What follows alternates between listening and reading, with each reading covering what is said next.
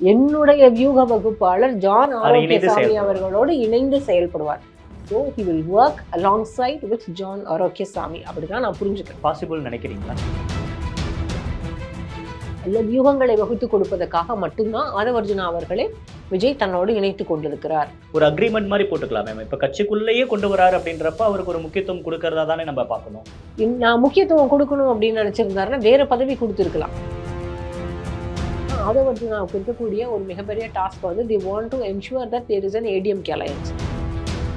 ரெண்டாவது, முதலமைச்சர் பதவியை அதிமுக எந்த காலத்திலும் விட்டு கொடுக்காது. ஓபிஎஸ்க்கே விட்டு கொடுக்க முடியாத எடப்பாடி பழனிசாமி அவர்களால கூட்டணியில விஜயை சேர்த்துக்கிட்டு விஜய் முதலமைச்சர்னு போய் பிரச்சாரம் பண்ணுவாரா சொல்லுங்க.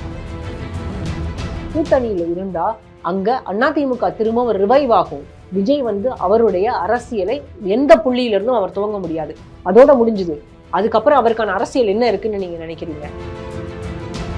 நான் என்ன நினைச்சேன், அந்த பரந்தூர் விசிட் வந்து பெரிய அளவுல மக்கள் மத்தியில இன்னும் செல்வாக்கு கூடும் அப்படின்னு நான் நினைச்சேன்.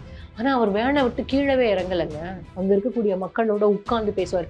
நீங்க ராகுலோட யாத்திரையை பாத்தீங்கல்ல, 1000 எப்படி மக்களை போய் சந்திப்பாரு? அவ்வளவு கட்டுப்பாடுகள் இருக்குல்ல போலீஸ். கட்டுப்பாடுகள் இருக்கட்டுமே, ஏன் நீங்க அரெஸ்ட் ஆனா உங்களுக்கு என்ன கஷ்டமா?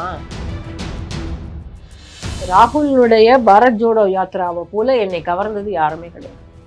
ஒரு லோக்கலா இருக்க ஒரு டீ கடையில போய் இவர் வந்து இன்னும் அந்த ஸ்டாராவே இருக்காருங்க. இன்னும் அரசியல்வாதியாவும் மாறல.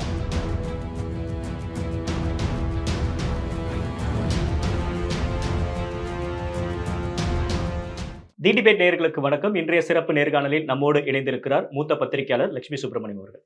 மேம் வணக்கம். வணக்கம். தமிழக வெற்றி கழகத்துல ஆதவர்ஜுனா, நிர்மல்குமார், அதுக்கப்புறம் ராஜ்மோகன், அதுக்கப்புறம் ஒரு 19 பேருக்கு பொறுப்பு, இது எல்லாமே பண்ணியிருக்காங்க. அதையெல்லாம் பேசுறதுக்கு முன்னாடி தமிழக வெற்றி கழகம் ஓராண்டு நிறைவு பெற போகுது. ஒரு மூத்த பத்திரிகையாளரா விஜயோட இந்த அரசியல் வருகை, மாநாடு, அதுக்கப்புறம் பரந்தூர் விசிட், அதுக்கப்புறம் மாவட்ட செயலாளர்கள் ஒரு 52 பேரை நியமிச்சிருக்காங்க. இதெல்லாம் ஓவராலா பாக்குறப்ப தமிழக வெற்றி கழகம் இந்த 1 இயர்ல என்ன பண்ணியிருக்காங்கன்னு நினைக்கிறீங்க? தமிழக வெற்றி கழகம் தொடங்கி ஓராண்டு, அதாவது நாளைக்கு ஒரு வருஷம் ஆகுது. விஜய்க்கும் விஜயனுடைய ரசிகர்களுக்கும் அவருடைய கட்சியில் இருக்கக்கூடியவர்களுக்கும் வாழ்த்துக்கள். தொண்டர்கள் சொல்ல மாட்டீங்களே? தொண்டர்களாக இன்னும் வந்து அந்த கட்சியில இருக்கக்கூடிய அவருடைய ரசிகர்கள் இதுவரைக்கும் தொண்டர்களாக மாறினதா எனக்கு என்னுடைய புரிதலுக்கு கிடையாது. ஒருவேளை அது கிரவுண்ட்ல வேற மாதிரி இருக்கா என்னன்னு எனக்கு தெரியல. ஆனா இப்பதான் அவங்க ஆபீஸ் பேரர்ஸே போட ஆரம்பிச்சிருக்காங்க. கட்சிக்கான நிர்வாகிகளை முழுமையாக 120 மாவட்டமாக கட்சியை பிரிச்சிருக்காங்க. 120 மாவட்டத்துல கிட்டத்தட்ட 52 மாவட்டத்துக்கு தான் போட்டிருக்காங்க. இன்னும் பாக்கி மாவட்டங்களுக்கு நிர்வாகிகள் போடணும். ஒருவேளை எல்லா மாவட்டங்களுக்கும் நிர்வாகிகள் போட்டு அவங்க முழுமையாக ஒரு கட்சியாக, ஒரு அரசியல் கட்சியாக பணியாற்ற ஆரம்பிச்சுட்டாங்க கிரவுண்ட்ல அப்படின்னா, அதற்கு பிறகு அவருடைய தொண்டர்கள் அப்படின்னு நம்ம கூப்பிடுறது சரியாக இருக்கும். ஆமா, அவங்களோட அரசியல் என்ன முதல்ல நீங்க, அதாவது விக்கிரவாண்டி மாநாட்டுல அவர் வந்து நிறைய விஷயங்களை பேசுறாரு. விக்கிரவாண்டி மாநாட்டுல வந்து யாரெல்லாம் எதிர்க்க போறோம்ங்கிறத சொல்றாரு. அவர்களுடைய எங்களுடைய கொள்கை தலைவர்கள் யாரு, எங்களுடைய கொள்கைகள் என்ன அப்படின்னா, அது வந்து கொள்கை அறிவிப்பு மாநாடு தான் அது. அதற்கு முன்னால வந்து கள்ளக்குறிச்சிக்கு போனாரு. அதற்கு பிறகு வந்து பரந்தூர் போனாரு.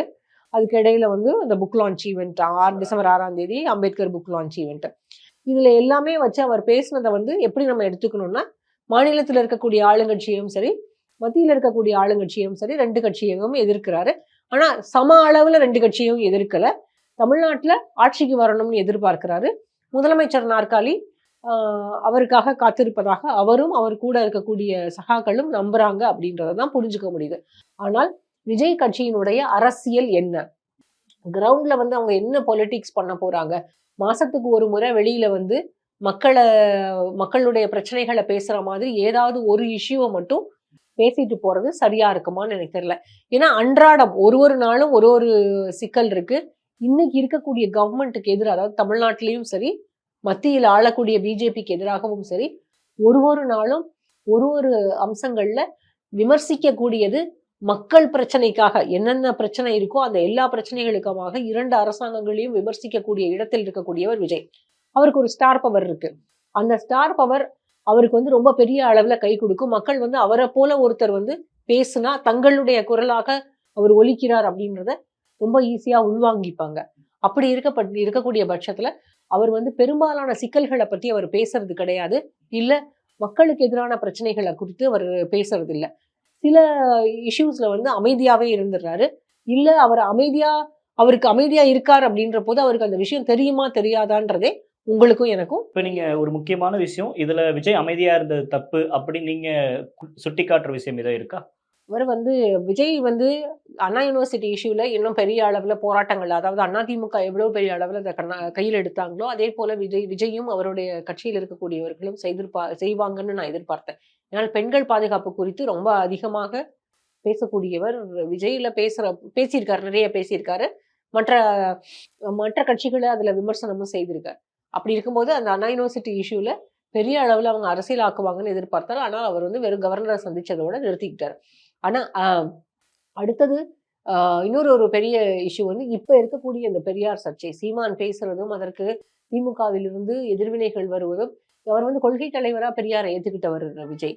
அப்போ பெரியாருக்கு எதிரான ஒரு அவதூறு வருது அப்படின்ற போது, அதை பற்றி ஏன் வந்து இவங்க கட்சியில இருக்கக்கூடியவர்கள் யாருமே பேசல? அவங்களுக்கு அந்த புரிதல் இருக்கா இல்லையான்றது எனக்கு தெரியல. என்ன பொறுத்தவரைக்கும் என்னன்னா, அவருடைய ரசிகர்கள அவர் வந்து இன்னும் பொலிட்டிசைஸ் பண்ணணும். அதாவது பொலிட்டிக்கலா இன்னும் அரசியல் குரூம் பண்ணணும் அப்படின்னு நான் நினைக்கிறேன். அது அவங்க செய்வாங்களா இல்லையான்னு எனக்கு தெரியல. இந்த ஒரு வருஷம், அதாவது நீங்க வந்து நம்ம வந்து சொல்லலாம் எலெக்ஷன் ரொம்ப தூரத்துல இருக்கு. அதுக்குள்ள எதுக்கு அப்படின்னு. இந்த ஓராண்டு வந்து நீங்க உங்களுடைய கட்சி கட்டமைப்பை முழுமையாக அரசியல் படுத்துறது அப்படின்றது, கட்சிக்கு கட்டமைப்பு போட்டுருவீங்க. ஆனா கிரவுண்ட்ல போய் அவங்க ஒர்க் பண்ணும். பூத் கமிட்டிஸ் போட்டுறலாம். ஆனா அந்த பூத் கமிட்டிஸ் அந்த நேரத்துல எப்படி ஒர்க் பண்ணாங்கன்றதுக்கு, ஏன்னா பெரிய பெரிய கட்சிகள் கூட 2 திராவிட கட்சிகளுக்கும் எல்லா இடங்கள்லயும் கட்டமைப்புகள் உண்டு. ஆனா எதிரான ஒரு மனநிலை மக்கள், இப்போ ஒரு ஆளுங்கட்சிக்கு எதிரான மனநிலை மக்கள் மத்தியில இருக்கு அப்படின்னா, இன்னொரு கட்சி அந்த ஆளுங்கட்சி அந்த கட்சியில் இருக்கக்கூடியவர்கள் அந்த கடைசி நேரத்துல அவங்க பூத்லயே இருக்க மாட்டாங்க. அவங்களுக்கே தெரியும் ஓட்டிங் பேட்டர்ன் எப்படி இருக்கு, மக்கள் எப்படி ஓட்டு போடுறாங்க தெரிஞ்சதுக்கு பிறகு பெரும்பாலும் பூத்ல இருக்க மாட்டாங்க. இது வந்து நிறைய நேரங்கள்ல ஒரு தேர்தல்லையும் நம்ம பார்த்திருக்கோம். அப்ப இந்த தேர்தல் வந்து விஜய்க்கு குரூஷியல். விஜய் வந்து சட்டமன்றத்துக்குள்ள போகணும்னு நினைக்கிறாரு. தன்னுடைய எம்எல்ஏக்களோ தன்னோட ரெப்ரசன்டேட்டிவ்ஸும் தன்னோட வரணும்னு நினைக்கிறாரு. இப்போ அவ்வளவு குரூஷியலா இருக்கும்போது இதுக்கு வந்து இன்னும் நிறைய வேலைகள் இருக்கு. வெறும் படம் நடிக்கிறது மூலமாகவும், படத்துக்கு வந்து ஒரு மக்கள்கிட்ட நேரடியாக போய் சேர்றது போல ஒரு டைட்டில் வைக்கிறதுனாலயும், இல்ல எம்ஜிஆருடைய சாட்டையை சுழற்றுவது போல இருக்கிறதுனால மீண்டும் எம்ஜிஆர் பாணி அரசியல் கையில் எடுக்கிறார் அப்படின்ற மாதிரி எல்லாம் பேசினா மட்டும் எல்லாமே உடனடியாக மாறிடும் அப்படின்னு நான் சொல்லல. நான் திரும்பவும் சொல்றேன், விஜய் வந்து நான் குறைச்சு மதிப்பிடல. அவருக்கு ஒரு பெரிய ஸ்டார் பவர் இருக்கு. ஏன்னா 250 அவரே சொன்னாரு 250 கோடிக்கு மேல கெரியரோட பீக்ல இருந்து வரான். எனக்கு தெரிஞ்சு கிட்டத்தட்ட 200 கோடி வரைக்கும் அவருடைய படங்கள் எல்லாம் பிசினஸ் கொடுக்கக்கூடிய படங்களாக தான் இருக்கு. எல்லாமே பெரிய படம். இன்னைக்கு இந்தியாவில் இருக்கக்கூடிய பெரிய மாஸ் ஹீரோஸ்ல அவர் வந்து அவருடைய படங்கள் வந்து படத்துல கதை இருக்கோ, நல்ல வசனங்கள் இருக்கோ, இல்ல நல்ல ஸ்கிரீன் பிளே இருக்கோ இல்லையோ, ஆனா அவருடைய முகத்துக்காக பெரிய அளவுல வசூலை அள்ளி கொடுக்கக்கூடிய படங்களாக இருக்கு. என்னோட கெரியரோட பீக்ல இருந்து நான் விட்டுட்டு வரேன் அப்படின்றார். அப்போ அவ்வளவு பெரிய இடத்துல இருந்து விட்டுட்டு வரக்கூடியவர் இங்க வந்து அதை விட உயர்வான ஒரு இடத்துல இருக்கணும். அப்ப அதுக்கான அரசியலை வந்து பெரிய அளவுல செய்யணும். என்னை பொறுத்த வரைக்கும் விஜய் அவர்களுக்கு இன்னும் வந்து அத சரியான பாதை எது, சரியான அம்சங்கள் என்னென்ன அப்படின்னு சொல்லி கொடுக்கக்கூடிய ஆட்களை அவர் இன்னும் கூட சேர்த்துக்கலையோ அப்படின்னு தான் நினைக்கிறேன். இப்போ நீங்க சொன்ன கடைசி வாரத்திலிருந்து இந்த கேள்வி நான் ஆட் பண்றேன். விடுதலை சிறுத்தைகள்ல ஒரு குறுகிய காலகட்டத்தில் அதிகமான ஒரு லைம் லைட்டுக்கு வந்தவர், விசிகாவோட கொள்கையை இன்னும் அதிகப்படியான பிராண்ட் பண்ணவர் அப்படின்னா ஆதவ அர்ஜுனா அவர்கள். அவருக்கு கட்சியில தேர்தல் பிரச்சார மேலாண்மை பொதுச் செயலாளர் அப்படின்ற ஒரு பொறுப்பை வந்து கொடுத்திருக்காங்க. அதோட அந்த அறிக்கையிலையும் சொல்லப்பட்ட விஷயம் என்ன அப்படின்னா, எனது உத்தரவு ஆலோசனைக்கு இணங்க கழக பொதுச் செயலாளர் ஆனந்த் வழிகாட்டுதல் படி அவர் இயங்குவார் அப்படின்னு சொல்லியிருக்காங்க. இந்த 2 விஷயங்களை எப்படி மேம் பாக்குறீங்க?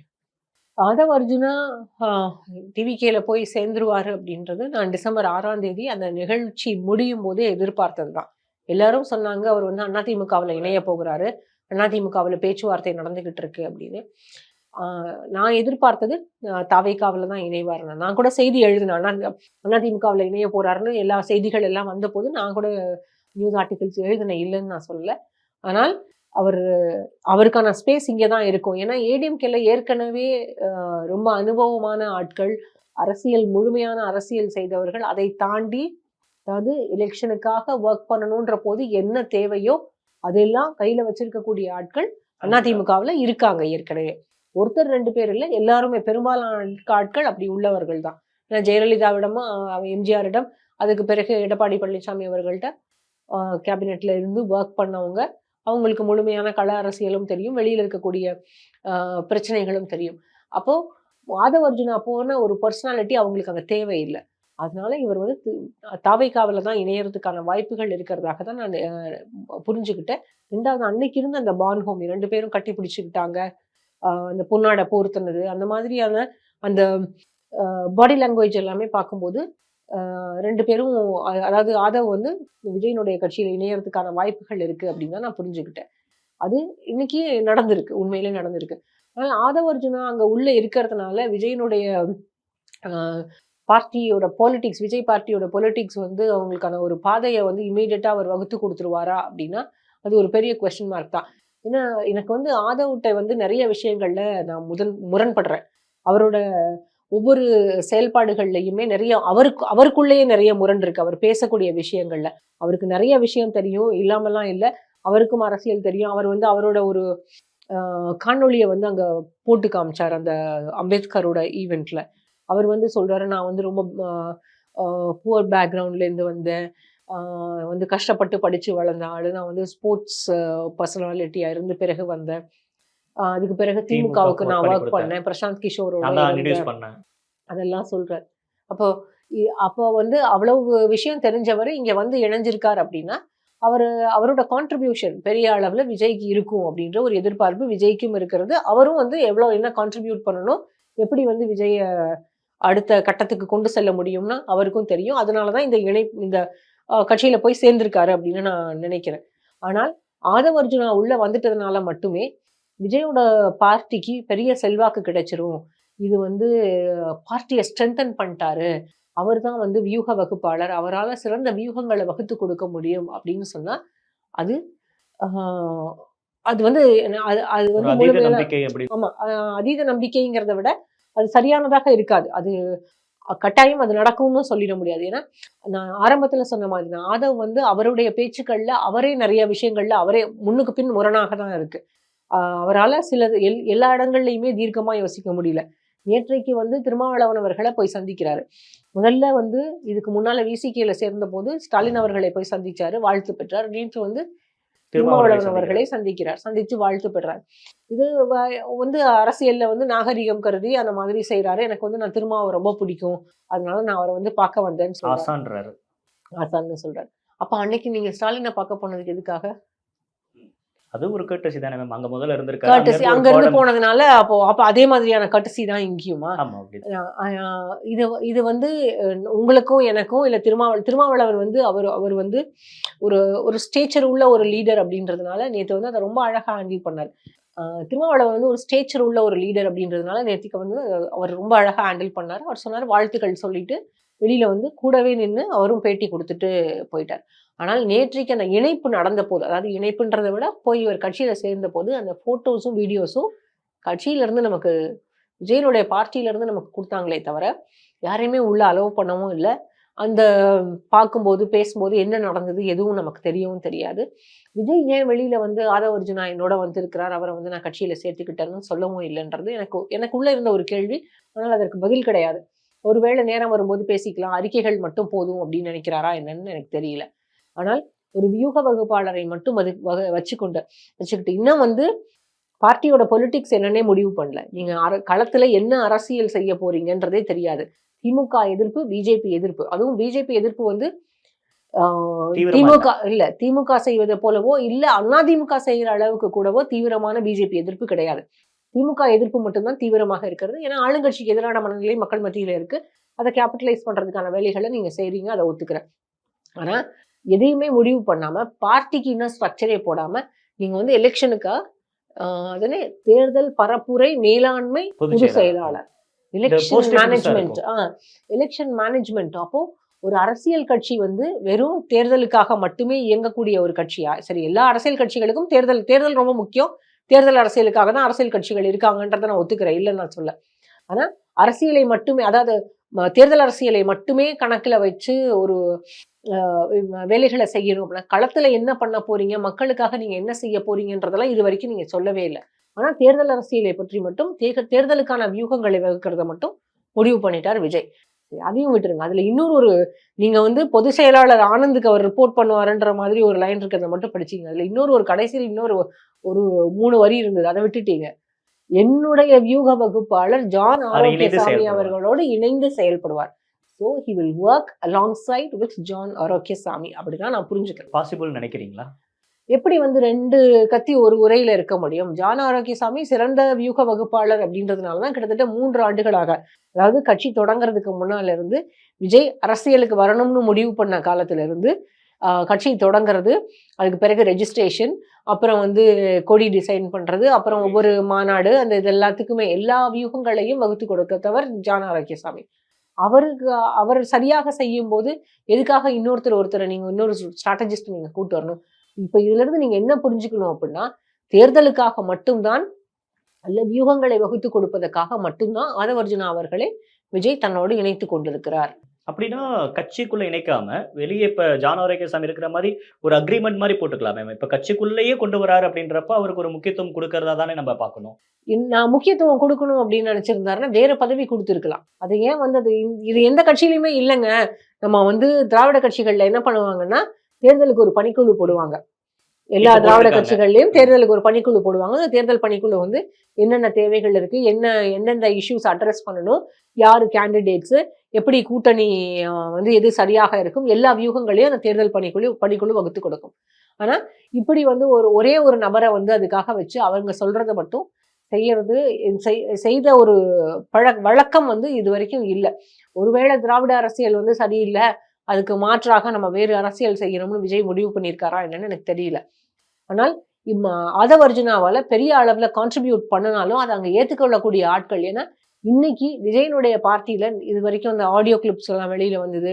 அது போக வந்து அங்க இருக்கக்கூடிய மற்ற சிக்கல்கள், விஜயை வந்து சந்திக்க முடியாம இருக்கக்கூடிய சூழல், இது மாதிரியான நிறைய செய்திகள் வெளியில வந்து இது வரைக்கும் எதுக்கும் யாருமே மறுப்பு சொல்லல. அதனால அதெல்லாம் நான் உண்மைன்னு புரிஞ்சுக்கிறேன். அப்போ பொதுச் செயலாளராக இருக்கக்கூடிய ஆனந்த் அவர்களும், ஸ்ட்ராட்டஜிஸ்டா இருக்கக்கூடிய ஜான் ஆரோக்கியசாமி அவர்களும், ஒருத்தர் இருக்காரு பொருளாளர் வெங்கட்ராமன். இவங்க 3 பேருக்கு இடையிலையுமே நிறைய கருத்து வேறுபாடுகள், கருத்து முரண்கள் இருக்கிறது. இவங்க சொல்ல எல்லா விஷயத்தையும் வந்து விஜய் கேட்டுக்கிறது கிடையாது அப்படின்ற அளவுலதான் நான் அதை புரிஞ்சுக்கிறேன். இந்த வெளியில வந்த செய்திகள் எல்லாம் இது யாருமே இது வரைக்கும் மறுப்பு சொல்லவே இல்லை. அப்போ இப்படிதான் இருக்கு அப்படின்ற போது இவங்க 3 பேரையும் தாண்டி ஆதவர்ஜுனாவால செயல்பட முடியாது. அந்த அறிக்கை நேத்து அது தெளிவாக சொல்கிறது.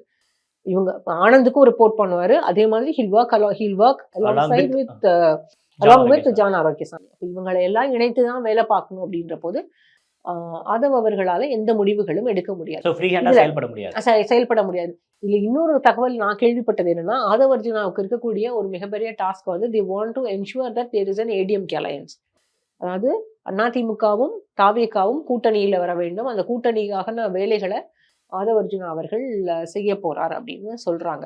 ஏன்னா அவர் முதல்ல வந்து விஜயினுடைய மாநாட்டுல விஜய் பேசும்போது கூட்டணி ஆட்சி அப்படிங்கிறத முன்வைக்கும் போது உடனே பாராட்டு தெரிவித்தவர் ஆதவர்ஜுனா. அதற்கு பிறகு வந்து இந்த டிசம்பர் 6ஆம் தேதி ஈவெண்ட்லயும் கூட்டணி ஆட்சி அப்படிங்கறத வந்து திரும்பவும் பேசினார். திருமாவளவன் அவர்களும் திருமாவளவனா வந்து திரும்ப வந்து கூட்டணி ஆட்சிக்கு திரும்பவும் ரெடியா இருக்காரு, அவர் விரும்புறாரு அப்படின்றத ஆதவே வெளிப்படுத்தினாரு. அவர்கள் வந்து சொன்னாரு, இந்த கூட்டணியில இருந்து நாங்க வெளியில வர்றதுக்கான வாய்ப்புகள் கிடையாது அப்படின்னு. திமுக கூட்டணியிலிருந்து அவர்கள் வெளியில வர்றதுக்கான வாய்ப்புகளும் இப்போதைக்கு இல்லை, இனிமேலும் இல்லை.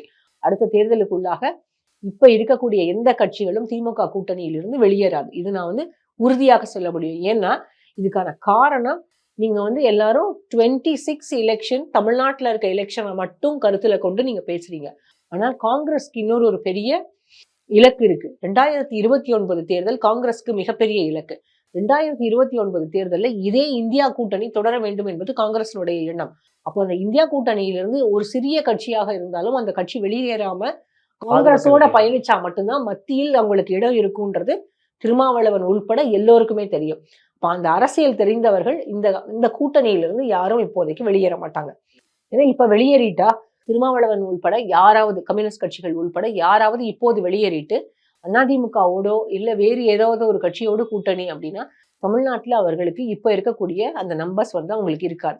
அதிமுகவை பொறுத்த வரைக்கும் விஜய வந்து கூட்டணியில இணைச்சுக்கிறதுக்கு அவங்க தயாரா இருக்க. விஜய் விமர்சனமே பண்ணல இது வரைக்கும் நீங்க கேட்கலாம். நண்பர்கள்லாம் சொல்றாங்க. அவர் வந்து எதிரி எல்லாம் இல்லன்றாங்க. எதிரியெல்லாம் இல்லைன்றாங்க. ஏன்னா அவங்க வந்து திமுகவை எதிர்த்து பேசக்கூடியதுனால ஆன்டி டிஎம்கே அப்படின்ற போது நண்பர்னு சொல்ல முடியாது. அவரை எதிர்க்கல அவ்வளவுதான். அதிமுகவை பொறுத்த வரைக்கும் விஜய வந்து கூட வச்சுக்கிட்டு அவங்க எப்படி அவர் வந்து கூட பிரச்சாரத்துக்கு அவர் போகும்போது அவருக்கான வேலைகள் எல்லாம் அவருக்கு வந்து ஒரு பவர் இருக்கு, ஸ்டார் பவர் இருக்குன்னு நான் சொன்னேன். அவரை வந்து மக்கள் வந்து கொண்டாடுவாங்க. எல்லா இடங்கள்லயும் போனாலும் அவருக்காக கூட்டம் வரும். ஆனால் அந்த பிரச்சாரத்துக்கு போகும்போதோ இல்ல மக்களை சந்திக்க போகும்போதோ அதுக்கான ஏற்பாடுகள்லாம் இப்போ ஒரு ஒரு தொகுதியில விஜயனுடைய கட்சி வேட்பாளர் இருக்காரு அப்படின்னா அதிமுகவும் விஜயும் கூட்டணியில இருக்காங்க. அதிமுகவுடைய அங்க இருக்கக்கூடிய மாவட்ட செயலாளர்கள் வந்து விஜய்க்கும் அவரோட கட்சியில இருக்கக்கூடியவர்களுக்கும் கிரவுண்ட்ல வந்து ஒர்க் பண்ணும். அது வந்து எந்த அளவுக்கு அது சாத்தியப்படும்னு எனக்கு தெரியல. எடப்பாடி பழனிசாமி தரப்பு அதிமுக தரப்பு டிவிகே விரும்புறாங்க. டிவிகே வந்து ஏடிஎம்கே அலைன்ஸ்குள்ள போக விரும்புறாங்களா? தாவேகாவை பொறுத்த வரைக்கும் அவங்க வந்து ஏடிஎம்கே அலையன்ஸ் வரும்னு அவங்களுக்கான எதிர்பார்ப்பு இல்லைன்னு நான் நினைக்கிறேன். நான் ஏன் புரிஞ்சுக்கிறேன் அப்படின்னா விஜய் வந்து கட்சி தொடங்கினது அவர் முதலமைச்சர் ஆகிறதுக்காக. அவருடைய ரசிகர்களும் நீங்க வந்து தொண்டர்கள் இருக்காங்களான்னு கேட்டீங்க. ரசிகர்கள் தொண்டர்களாக மாறும்போதும் எல்லாருமே விரும்புவது என்னவாக இருக்கும் அப்படின்னா விஜய் முதலமைச்சராக வேண்டும் அப்படின்னா. இப்போ விஜய முதலமைச்சர் ஆகணும்னு நினைக்கிறவங்க அதிமுகவோட கூட்டணியில போயிட்டு அதிமுகவில் இருக்கக்கூடிய ஒருவர், அதாவது எடப்பாடி பழனிசாமி அவர்கள் முதலமைச்சர் அப்படின்னு சொல்லி பிரச்சாரம் பண்ணுவாங்களான்னு எனக்கு தெரியல. அதுக்காக ஒர்க் பண்ணுவாங்கனாலும் எனக்கு தெரியல. நீங்க சொல்ற மாதிரி நீங்க வந்து சொல்லலாம், இன்னொரு ஒரு ஆப்ஷன் கூட வைக்கலாம். எடப்பாடி பழனிசாமி தான் சீஃப் மினிஸ்டர், விஜய் தான் டெபுட்டி சீஃப் மினிஸ்டர். அப்படி இருக்கும்போது கூட்டணி வராதா? அவங்களுக்கான ஒரே இலக்கு திமுக எதிர்ப்பு தான். திமுகவை ஆட்சியிலிருந்து அகற்றணும்னு நினைக்கிறாங்க. கூட்டணி வரட்டும். ஆனா விஜய் வந்து டெபுட்டி சீஃப் மினிஸ்டரா இருந்து என்ன பவர் இருக்க போகுது அவருக்கு? விஜயனுடைய அரசியல் ஒருவேளை அதிமுகவோடு கூட்டணிக்கு போனார் அப்படின்னா அடுத்த 5 ஆண்டுகளுக்குள்ள அவருக்கு அரசியல் இல்லை. ஒருவேளை நான் சொல்றது வந்து 2011 விஜயகாந்தும் ஜெயலலிதாவும், அதாவது அதிமுகவும் தேமுதிகவும் கூட்டணியிலிருந்து விஜயகாந்த் எதிர்கட்சி வரிசையில் அமர்ந்திருந்தார். அப்படி அதே போல விஜய் எதிர்கட்சி வரிசையில் இருந்தால், ஒருவேளை எதிர்கட்சி வரிசையில இருந்தாங்கன்னா சில நேரம் அவருக்கு அது வந்து ஒரு பலமாக மாறக்கூடும். ஆனா கூட்டணியில இருந்தா அங்க அதிமுக திரும்பவும் ரிவைவ் ஆகும், ஏடிஎம்கே ரிவைவ் ஆகும். ஏடிஎம்கேவோட ஓட் ஷேர் இப்ப வந்து ரொம்ப குறைஞ்சிருக்கு. ஆனா ஏடிஎம்கே ரிவைவ் ஆகுமே தவிர விஜய் வந்து அவருடைய அரசியலை எந்த புள்ளியில இருந்தும் அவர் துவங்க முடியாது. அதோட முடிஞ்சுது. அதுக்கப்புறம் அவருக்கான அரசியல் என்ன இருக்குன்னு நீங்க நினைக்கிறீங்க? அந்த 5 வருஷம் பவர்ல அவங்க கூட இருந்துடுறாரு. அப்போசிஷனா இருந்தா மட்டும்தான், ஆளுங்கட்சியை எதிர்த்தா மட்டும்தான் வளர முடியும். இல்லைன்னா திரும்பவும் நீங்க திமுகவை எதிர்த்து பேச முடியாது. திரும்ப விஜய் எங்க இருப்பார்? ஏடிஎம்கே ரிவைவ் ஆயிரும். பட் விஜயோட பொசிஷன் என்ன? விஜய் வந்து அவ்வளவு பெரிய பீக்ல இருந்து விட்டுட்டு வர்றது வந்து அவர் இன்னொரு கட்சியில இருக்கிற முதலமைச்சர் ஆக்கணுங்கிறதுக்காக கிடையாது. அவர் முதலமைச்சராக இருக்கணும்ன்றதுக்காக தான். அப்படி இருக்கும்போது அதிமுகவோட கூட்டணி போனா விஜயனுடைய கட்சி தொடங்குற இடத்துலயே முடிஞ்சு போயிடும். இன்னொரு கேள்வினா, இப்ப அதிமுகல இணைந்துட்டு இருந்து பயணிச்சுட்டு இருந்த சிடி நிர்மல்குமாரை கூட்டு வரார் இல்லையா? இது எந்த பாதிப்பையும் ஏற்படுத்தாதா? சிடி நிர்மல்குமார் அதிமுகவினுடைய வரே கிடையாதுங்க. அவர் பயணிச்சுக்கிட்டு இருந்தாரு. எவ்வளவு நாளுங்க? 1 வருஷம் தான். 1 இயர். அந்த 1 இயர் அவர் என்னவா இருந்தாரு? அவர் வந்து ஆன்லைன் பிரசன்ஸ் தான். அவருக்கு கிரவுண்ட்ல வந்து எந்த செல்வாக்கும் கிடையாது. நீங்க ஆன்லைன்ல இருக்கிறது, அதாவது நீங்க சோசியல் மீடியால என்ன நடக்குதோ இல்ல யூடியூப்ல என்ன பேசுறாங்களோ அதுவே மக்கள் மத்தியில எதிரொலிக்குதுன்னு நினைக்காதீங்க. தேர்தல் நேரத்துல கிரவுண்ட்ல இருக்கக்கூடியது எல்லாமே வேறு வேறாக மாறி இருக்கும். எனக்கு வந்து இன்னைக்கு நான் ஒரு இஷ்யூவை பேஸ் பண்ணி நான் ஓட்டு போடுவேன். ஆனா அதுவே உங்களுக்கான இஷ்யூவா இருக்காது. நான் வந்து நீட் வேண்டாம், இவங்க வந்து நீட்டை ஒழிக்கிறேன்னு சொன்னாங்க, ஆனா அது நடக்கவே இல்லை, அப்ப இந்த கட்சிக்கு ஓட்டு போட வேண்டாம் அப்படின்னு நான் நினைக்கலாம். நீங்க வந்து என்ன நினைப்பீங்க? இல்ல நமக்கு வந்து நல்ல ரோட்ஸ் தேவையா இருந்தது, எலக்ட்ரிசிட்டி சார்ஜஸை வந்து இன்க்ரீஸ் பண்ணிட்டாங்க, அதை வந்து குறைச்சிருக்கணும், இப்போ எலக்ட்ரிசிட்டி சார்ஜஸ் இன்க்ரீஸ் ஆனதுனால நான் வந்து மாற்றி ஓட்டு போடுறேன்னு நீங்கள் நினைக்கலாம். இன்னொருத்தவங்க என்ன நினைப்பாங்க? எனக்கு மாதம் 1000 ரூபாய் காசு வருது, அந்த 1000 ரூபாய் காசு இந்த அரசாங்கம் இல்லைன்னா போயிடும், அப்போ அவங்களுக்கு ஓட்டு போடணும் அப்படின்னு நினைப்பாங்க. ஸோ இண்டிவிஜுவலாக இஷ்யூஸ் மாறலாம். இந்த அரசாங்கத்துக்கு எதிரான, அதாவது திமுகவுக்கு எதிரான மனநிலை மக்கள் மத்தியில் இருக்கிறது. ஆனா அது வந்து இன்னும் டீப்பா ரூட் ஆகல. அது வந்து இன்னும் நரேட்டிவா மாறல அப்படின்னா, நான் எதுக்காக அதை சொல்றேன்னா, ஒரு நரேட்டிவ் வந்துருச்சு அப்படின்னா இந்த அரசாங்கம் வேண்டாம் அப்படின்னு மக்கள் வந்து எது வேணும்னு தீர்மானிக்கிறது கிடையாது, எது வேண்டாம்னு முதல்ல தீர்மானிக்கிறாங்க. எல்லா தேர்தலையும் அதுதான். இவங்க வேண்டாம்னு முதல்ல தீர்மானிக்கும் போதுதான் உங்களுக்கு சிங்கிள் மெஜாரிட்டியில இன்னொரு அரசாங்கம் வந்து இன்னொரு கட்சி வந்து ஆட்சி அமைக்க முடிகிறது. அப்போ இந்த அரசாங்கம் வேண்டாம் அப்படின்னு தீர்மானிக்கக்கூடிய அளவுக்கான நரேட்டிவ் இது வரைக்கும் பில்டப் ஆகல. எல்லா இடத்துலயும் சிங்கிளா அந்த இஷ்யூஸ் இருக்கு. அந்த நரேட்டிவ் இவரு பெருசு பண்ண மாட்டாரா? நரேட்டிவா இவங்க பெருசு பண்ணணும். அதுக்கான வேலைகளை இன்னும் விஜய் கட்சியில இருந்து தொடங்கல. ஒருவேளை அவருடைய இந்த படம் ஜனநாயகன் அந்த படம் முடிஞ்சதுக்கு பிறகு இல்ல அந்த படத்தின் மூலமாக பேசக்கூடிய அரசியல் இருக்கோ என்னவோ எனக்கு தெரியல. அதற்கு பிறகு அவர் வந்து சுற்றுப்பயணம் போக போறாரு. சுற்றுப்பயணத்துல எல்லாரையும் பார்ப்பாரு, பேசுவாரு, நரேட்டிவ பில்டப் பண்ணுவாருன்னு சொல்றாங்க. அதிமுகவை பொறுத்த வரைக்கும் அவங்களுக்குள்ளேயே நிறைய டிஃபர்ட் வாய்ஸஸ், அவங்களுக்குள்ளேயே டிஃப்ரெண்டான வாய்ஸஸ் இருக்கு. அவங்க வந்து பிஜேபியோட கூட்டணியில போகணும்னு சொல்லக்கூடிய நபர்கள் இருக்காங்க. வேண்டாம் தாவேகாவோட கூட்டணி போகணும்னு சொல்லக்கூடிய நபர்கள் இருக்காரு. ஆனா இன்று வரை தலைமை வந்து எந்த விதமான முடிவும் எடுக்காத ஒரு சூழல் தான் அதிமுகவுல இருக்கிறது. பாமக என்ன செய்வாங்க? நீங்க வந்து பாமகவுக்கு வந்து வாக்கு வங்கி குறைஞ்சிருச்சுன்னு நீங்க சொல்லலாம். ஆனா நார்த்ல நிறைய இடங்கள்ல அவங்களுக்கு வந்து அவங்களுடைய கம்யூனிட்டியை சேர்ந்த மக்கள் வந்து யாரு வெற்றி பெறணும், வெற்றியை தீர்மானிக்கக்கூடிய இடத்துல இருக்காங்க. பிஜேபி என்ன பண்ணுவாங்க? நீங்க வந்து பிஜேபிக்கு ஓட் ஷேரே இல்ல, அவங்க கால் ஊன்றவே முடியாது, 2% தான் ஓட்டுன்னு நம்ம சொல்லிட்டு இருந்த காலம் எல்லாம் மாறிடுச்சு. 24ல வந்து அவங்களுக்கு அவங்க கட்டமைத்த ஒரு கூட்டணிக்கு கிட்டத்தட்ட 19% வாக்குகள் கிடைத்திருக்கு. அதிமுகவில் இருக்கக்கூடிய வேலுமணி அவர்களும் சரி, பிஜேபியில இருக்கக்கூடிய தமிழிசை அவர்களும் சரி, 2 பேரும் சொன்னது என்னன்னா, நாங்க கூட்டணியில இருந்திருந்தா எங்களுக்கு சில நம்பர்ஸ் வந்திருக்கும் அப்படின்னு சொன்னாங்க. அப்போ இந்த முறை பிஜேபி எங்க இருக்கும்? அண்ணாமலை ஃபார் சிஎம் அப்படின்ற ஒரு இதோட வந்து அவங்க பயணிக்க போறாங்க அப்படின்றதுதான் நான் கேள்விப்படுறேன். அதற்கான வேலைகளும் தொடங்கிட்டு இருக்கு. அவர் ஏதோ திரும்பவும் யாத்திரை போக போறார் அப்படின்னு கேள்விப்படுறேன். ஒருவேளை அண்ணாமலை தனியாக அவர் வந்து பிஜேபி தனியா போறாங்க அப்படின்னா அவங்களுக்கு ஒரு கூட்டணி வேணும். அப்ப அவங்க என்ன பண்ணுவாங்க? திரும்பவும் பாமகவும் தேமுதிகவும் அவங்களோட நீங்க இருக்கிறதா பாத்துக்குவாங்க. விஜயும் அதிமுகவும் சேர்றதுனால பாரதிய ஜனதா கட்சிக்கு என்ன லாபம்? பாரதிய ஜனதா கட்சி எந்த இடத்துல இருந்து யோசிக்கும்? பிஜேபிக்கு தமிழ்நாட்டுல வளரணும். அதுக்காக தான் அவங்க அண்ணாமலை வச்சு ஆமா பிஜேபியினுடைய அரசியலும் சரி, அண்ணாமலையினுடைய அரசியலும் சரி, பாமக என்ன பண்றாங்கன்றதும் சரி, அதிமுக என்ன பண்ணாங்க, இது எல்லாமே சேர்ந்துதான் அடுத்து கூட்டணி கணக்குகள் எப்படி வரும்ன்றது முடிவு பண்ணும். என்னை பொறுத்த வரைக்கும் அதிமுக விஜய் கூட்டணி வரணும்னு நிறைய பேர் விரும்புறாங்க. இந்த 2 கட்சியிலையுமே எல்லாருமே விரும்புறாங்க.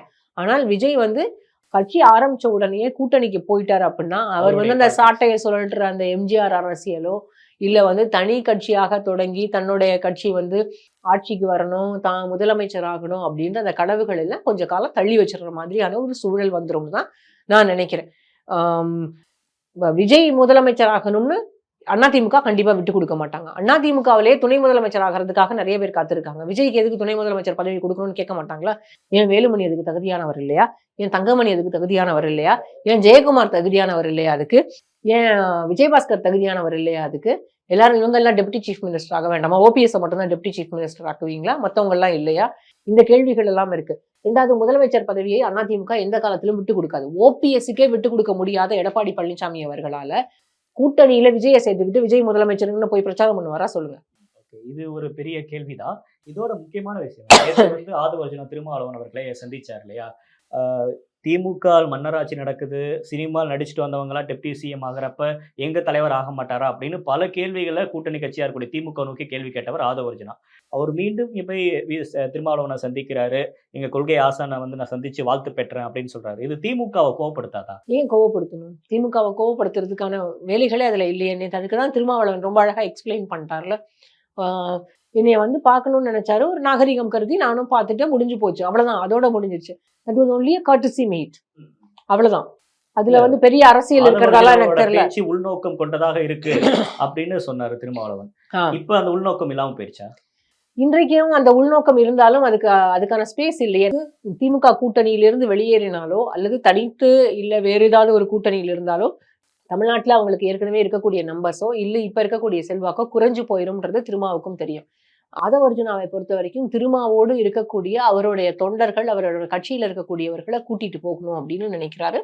விஜய் கட்சிக்கு அவங்க எல்லாரும் வந்துருவாங்கன்ற அந்த இளம் வயதுடையவர்கள், அந்த 20 to 30 வயதுக்குள்ளவர்களை வந்து நிறைய பேர் வருவாங்கன்னு ஆதவர்ஜுனாவும் எதிர்பார்க்கிறார். அதற்கான வேலைகளும் நடக்கும் அப்படின்னு நான் நினைக்கிறேன். ஆனா திருமாவளவனுடைய ஓட் ஷேர் வந்து அந்த எனக்கு தெரிஞ்சு அதை வந்து இப்போ வரைக்கும் பெரிய அளவுல பாதிப்புக்கு உண்டானதாக எனக்கு தெரியல. மேபி இந்த எலெக்ஷன்ல எப்படி இருக்குன்றது பார்க்கணும். ஏன்னா அன்னைக்கு விக்கிரவாண்டியில நான் பார்த்தபோது பெரும்பாலும் ஒண்ணு பாமகவுக்கு வாக்களித்தவர்கள் அல்லது திருமாவளவனுக்கு வாக்களித்தவர்கள் தான் அன்னைக்கு விக்கிரவாண்டியில அந்த கூட்டத்துக்கு வந்திருந்தாங்க. அப்படி இருக்கும்போது இந்த தேர்தல்ல ஒருவேளை அவங்க எல்லாம் மாத்தி ஓட்டு போடுறாங்களா அப்படின்னு எனக்கு தெரியல. ஆனா அந்த வாக்குகளை திருமா கிட்ட இருந்து மாத்தி விஜய் கிட்ட மடைமாற்றக்கூடிய சக்தியோ அல்லது எபிலிட்டியோ ஆதவர்ஜுனா அவர்களுக்கு இருக்கா அப்படின்னு நீங்க கேள்வி கேட்டீங்கன்னா அதுக்கு பதில் வந்து எலெக்ஷன் தான். ஸோ அப்ப நேத்து நடந்த அந்த மீட்டிங் வந்து திமுகவை கோவப்படுத்தாது, சங்கடத்துக்கு உள்ளாக்காது. என்னப்பா நம்ம இப்படி பேசிட்டு அவர் போய் சந்திக்கிறாரு, அப்படி கூட்டணி கட்சி தலைவர் எனக்கு திருமாவளவன் தெரிஞ்சு சந்திக்கிறாரு திமுகவில் இருக்கக்கூடிய தலைமை பொறுப்பில் இருக்கக்கூடியவர்களோ அல்லது திமுகவில் முக்கியமான வியூகங்கள் எல்லாம் வகுத்து கொடுக்கக்கூடியவங்களோ எல்லாருக்குமே வந்து இவர் ஏன் சந்திச்சாரு, ஏன்னா ஆர்தவனுடைய பலம் பலவீனம் எல்லாருமே அவங்க எல்லாருக்குமே தெரியும். அதனால அதெல்லாம் அவங்களுக்கு இவங்களை விட ரொம்ப வேகமா அவங்களால அதுக்கு அதை புரிஞ்சுக்க முடியும். ஆமா, அவங்களுக்கு புரிஞ்சுக்க முடியும் அப்படின்னு நினைக்கிறேன். இன்னும் சொல்ல போனா விஜயனுடைய அரசியல் எப்படி இருக்கும், அவங்க என்ன பண்ண போறாங்கன்னு எனக்கு தெரிஞ்சு திமுக இது வரைக்கும் 2-3 சர்வே எடுத்திருக்காங்கன்னு நினைக்கிறேன். அந்த ஒவ்வொரு சர்வேலையும் அவருக்கு வந்து செல்வாக்கு கூடுதா குறையுதான்றதையும் அவங்க பார்த்துட்டு இருக்காங்க. என்னை பொறுத்த வரைக்கும் விஜயனுடைய அரசியல் என்னவா இருக்கும்னு நமக்கு இன்னும் தெரியல. ஏன்னா நான் வந்து பரந்தூருக்கு அவர் போன போதே நான் என்ன நினைச்சேன், அந்த பரந்தூர் விசிட் வந்து பெரிய அளவுல அவருக்கு வந்து ஒரு அவருக்கு ஒரு எலிவேட் ஆவாரு, அவரு பொலிட்டிக்கலா பெரிய அளவுல எலிவேட் ஆவாரு, மக்கள் மத்தியில இன்னும் செல்வாக்கு கூடும் அப்படின்னு நான் நினைச்சேன். ஆனா அவர் வேனை விட்டு கீழவே இறங்கலைங்க, லாஸ்ட்ல இறங்கினாரு, கடைசியில தான் இறங்கினாரு. நான் நினைச்சேன் ஏகனாபுரம் கிராமத்துக்கு போவாரு, அங்க இருக்கக்கூடிய மக்களோட உட்கார்ந்து பேசுவார். நீங்க ராகுலோட யாத்திரையை பாத்தீங்கல்ல, 1000 எப்படி மக்களை போய் சந்திப்பாரு, அவ்வளவு கட்டுப்பாடுகள் இருக்குல்ல, போலீஸ் கட்டுப்பாடுகள் இருக்கட்டுமே, ஏன் நீங்க அரெஸ்ட் ஆனா உங்களுக்கு என்ன கஷ்டமா? ஒரு நாள் கல்யாண மண்டபத்துல கொண்டு போய் வச்சிருப்பாங்க, அதுக்கப்புறம் விட்டுருவாங்கல்ல. மக்களை சந்திக்கிறத இவ்வளவு தடவை இருந்துச்சுங்க, நான் கண்டிப்பா வந்து மக்களை சந்திப்பேன் அப்படின்னு மேடையில பேசினாருல்ல. ராகுலுடைய பாரத் ஜோடோ யாத்திராவை போல என்னை கவர்ந்தது யாருமே கிடையாது. ஒரு லோக்கலா இருக்க ஒரு டீ கடையில போய் இவர் வந்து இன்னும் அந்த ஸ்டாராவே இருக்காருங்க, இன்னும் அரசியல்வாதியா மாறல. அது வந்தாருன்னா ஒருவேளை மாற்றத்துக்கான வாய்ப்புகள் அதிகம் இருக்கிறது. நான் இன்னைக்கு நீங்க வந்து எல்லாரும் சொல்லலாம், இல்ல நீங்க வந்து திமுகவுக்கு ஆதரவாக பேசுறீங்க அப்படிலாம் பேசலாம். ஆனால் இன்னைக்கு ஸ்டாலின் கீழே போய் ஒரு டீ கடையில உட்காந்து அங்க வந்து டீ குடிக்கிறாரு, என்ன செக்யூரிட்டி இருக்கு, ரெஸ்ட்ரிக்ஷன்ஸ் இருக்கு, எல்லாருக்கிட்டையும் பேசதான் செய்யறாரு. அதே மாதிரி ஒருவேளை நான் நினைக்கிற விஜய் வந்து மேபி அந்த படத்துக்கு அப்புறம் பாத யாத்திரை எல்லாம் போக போறாருன்னு சொல்றாங்க. தமிழ்நாடு முழுக்க ஒருவேளை மாறுமோ என்னவோ. அடுத்த வருஷம் இதே பிப்ரவரி மாசம் நம்ம உட்காந்து பேசணும்னா தமிழ்நாட்டினுடைய கள அரசியல் வேறாக கூட இருக்கலாம். ஆனா எனக்கு தெரிஞ்ச வரைக்கும் அதிமுக விஜய் கூட்டணி அப்படின்னா அதிமுகவுக்கு வந்து அது அட்வான்டேஜஸ் ஆயிருக்கும். ஆனா விஜய்க்கு அது பெரிய அளவுல அவருடைய அரசியல் பாதையை தீர்மானிக்கக்கூடியதுக்கு இந்த எலெக்ஷனுக்கு அவருக்கு வந்து நம்பர்ஸ் இருக்கும், சட்டமன்றத்துல இருப்பாரு. ஆனா அதுக்கு அடுத்த எலெக்ஷன்ல அவர் எங்க இருப்பாருன்னு இறுதியா ஒரு கேள்வி மேம். அந்த அம்பேத்கர் மேடையிலேயே ஆதவர்ஜுனா பேசின ஒரு விஷயம் தான், வேங்கவேலுக்கு போங்க விஜய் அப்படின்னு சொன்னாரு. இப்ப அந்த கட்சியிலேயே ஒரு பெரிய பொறுப்பு பொதுச் செயலாளராக வந்திருக்கிறாரு. விஜயை வேங்கவேலுக்கு கூட்டிட்டு போவாரா, விஜய் வேங்கவேலுக்கு போவாரா? வேங்கவேல் இஷ்யூ வந்து இப்ப ஒண்ணுமே இல்லை என்னை பொறுத்த வரைக்கும். மக்கள் பேசிக்கிட்டு இருக்காங்க, எல்லாருமே வந்து அரசாங்கம் தவறு செய்ததாக சொல்றாங்க. ஆனா போலீஸ் வந்து விசாரணை நடத்தி அறிக்கையை கோர்ட்ல கொடுத்துட்டாங்க. இப்ப வந்து எவ்ரிதிங் இஸ் சப்ஜுடிஸ், கோர்ட்ல தான் இருக்கு. கோர்ட் தான் இப்ப முடிவு சொல்லணும். கோர்ட் வந்து திரும்ப வழக்க சிபிஐக்கு மாற்றுங்க, நீங்கள் விசாரித்தது வந்து கோர்ட்டுக்கு வந்து உடன்பாடு இல்லை, நீதிமன்றம் வந்து மீண்டும் விசாரணை செய்ய சொல்லுது அப்படின்னா அது வேறு மாதிரியாக மாறும். ஆனால் இப்ப வந்து வேங்கை வயல்ல அவர் போனார். எனக்கு தெரிஞ்சு விசிகாவும் போராடினாங்க, அங்க இருந்து 2 இடதுசாரி கட்சிகளும் போராட்டம் நடத்தினாங்க. இல்லைன்னா அந்த மக்களும் அங்க வந்து சிட்டிங் ப்ரொடெஸ்ட் நடத்தினாங்க. ஆனா அதுக்கப்புறம் எந்த மாற்றமும் பெரிய அளவுல நடக்கல. கோர்ட்ல போய் கவர்மெண்ட் வந்து அந்த அறிக்கையை நாங்க கொடுத்துட்டோம், எல்லாமே டிஎன்ஏ டெஸ்ட் எல்லாம் எடுத்திருக்கோம்னு சொல்லியிருக்காங்க. வெங்கவேலுக்கு இப்போ இல்ல, விஜய் வந்து எனக்கு தெரிஞ்சு இந்த படம் முடிகிற வரைக்கும் அவர் எங்கேயும் போக மாட்டாருன்னு தான் நான் நினைக்கிறேன். நிறைய விஷயங்கள் பகிர்ந்துக்கிட்டீங்க. நிர்மல்குமார்ல இருந்து ஆதவர்ஜுனா வரைக்கும் தாவேக்கால இணைந்ததுக்கு பிறகு அது என்ன மாதிரியான மாற்றங்களை ஏற்படுத்தும், கூட்டணி கணக்கு எது அதெல்லாம் மாறும் அப்படின்னு சொல்லி நிறைய விஷயங்கள் பகிர்ந்துக்கிட்டீங்க. நேரம் கொடுத்தமைக்கு நன்றி. தேங்க்யூ.